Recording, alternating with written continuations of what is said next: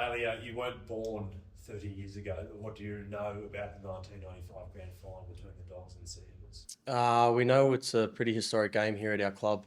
Obviously, being the only team outside the top four to win a comp since then, and we had Bar this morning talking to us about the team, their morale, and just what they've done. It's very inspiring to us. It's going to be a massive day. We know it's 30 years, and all them old boys will be out there, so we're really excited. Or what is the biggest takeaway from that chat? Because we know Lammy is like one of the great characters of the game. He's seen around a bit, but this game meant so much to him.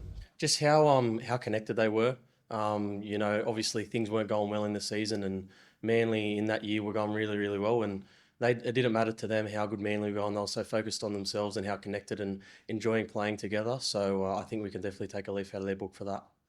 Can you see some similarities with what you guys have gone through this year to get to where you are? Yeah, definitely. I think we maybe not the same trajectory, but we definitely see some similar things that have happened that year and with us. So, like I said, if we can be as gritty and connected as they were on that day, I think it'll be a good outcome. What about the actual spectacle out there? Like to move a game to Allianz, to be at the same location where it all went down, have the old boys there. It's like for a fan, it looks like one of the best days of the year for them. Yeah, it's pretty cool. I know a lot of people that have said to me it's really good ground to watch footy at, and Bar was telling us how good that ground was to play grand finals at in the daytime and stuff like that. And it's a home game for us, so hopefully I know the Bulldogs army will be out there cheering, so it's exciting. But it's a really special ground to play at. Well, what does it say about the growth of this footy side? Like earlier this year for the big games out at the core, where you've walked in with fans and stuff, and now you're embracing another big game compared to where the group was a couple of years ago to now. How much growth does it show about embracing it and then stepping it up on a big occasion? Oh, plenty. I can see not only the fan base are always there, and it's a big club with a big fan base. So I know they want wins on the board, which is what we try and do. But it means the world to us. We embrace that. It helps us in big games. It helps us in the streets when you're walking up to Belmore and getting a coffee, and you can just feel the vibe. Hopefully we can just continue to keep winning and playing well, and I know our Bulldogs faithful will show out all the time. Talk about 95 and all of the success that this club's had over the years. Does that come with a bit of extra pressure as well to live up to that history?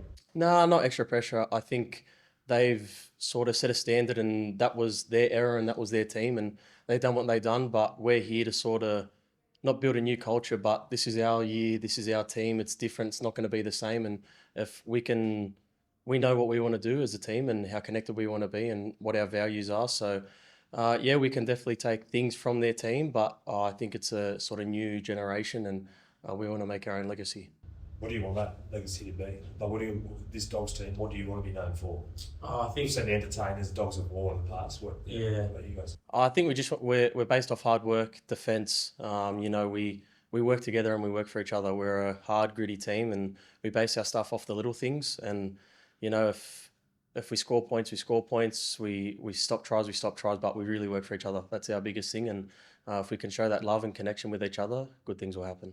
So you can show all that, and then Locky, Galvin, cut out passes, just the cherry on top. Yeah, obviously it was a good game for Locky and a good way to finish that. He's banking reps every day, just coming in trying to be the best player that he can, and he's got the whole group support. Everyone's behind him, and he's the first on the field. He's the last to leave. He's a hard worker, so them things don't just happen. He's trained to do them. What does it mean for you to see such a young player back himself when the game's in the line to throw that ball? I think that's just the type of character he is. He's a pretty easygoing kid. He just wants to work hard and get better every day, but he backs his instincts. Obviously, he's training a lot and doing a lot of reps, but that footy instincts and just having that feel for the game, you sort of can't teach sometimes, and he's just got that knack for it. Obviously, went down to man in the finals last year. Have you guys spoken about that loss at all this week?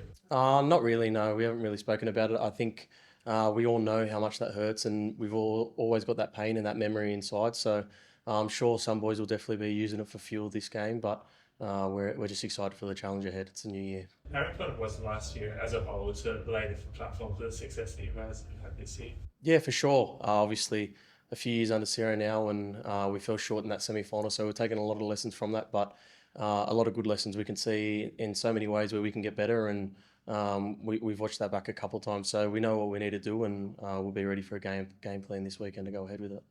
I think about 6 weeks ago I asked you what you want to do long term here, and Reed was still going to be here at that stage for the next couple of years. Now that we know he's moving on, do you want to be the Dogs number 9 full time moving forward? Look, I'm just taking it week by week still. I'm not looking to next year. We still got eight or 7 rounds left of the year and then finals. So I'm just worried about my job at the moment, doing anything I can for the team to win, and whatever happens next year, that's in the coach's hands, and that'll come in time. But for now, I'm just happy to do whatever role is need be if we're winning games.